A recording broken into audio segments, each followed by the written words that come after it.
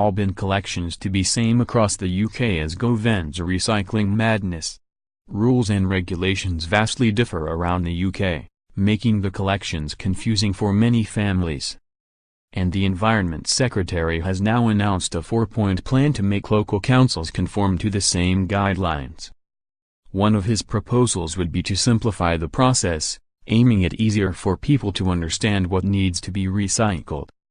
He also wants to slash the types of plastic available, including single-use plastic, so recycling companies have an easier job to sort through the rubbish.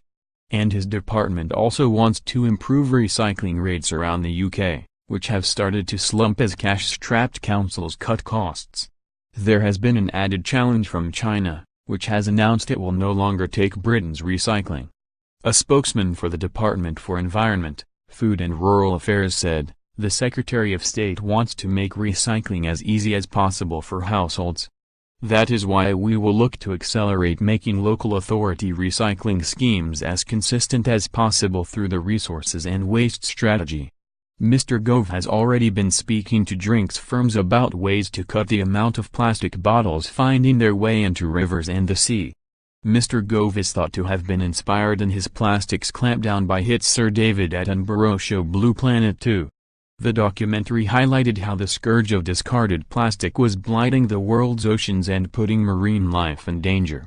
And his plan comes as campaigners warn 114,000 tons of plastic packaging will be binned rather than recycled this Christmas. Louise Edge, from Greenpeace, said, "It's a good sign that Michael Gove is thinking about a multi-pronged approach which includes cutting disposable plastic at the source while also making it easier for people to collect and reuse it." But Martin Tett, from the Local Government Association, dismissed the idea. He said, "Common standards for recycling wouldn't be effective, as there is no one-size-fits-all solution to this problem.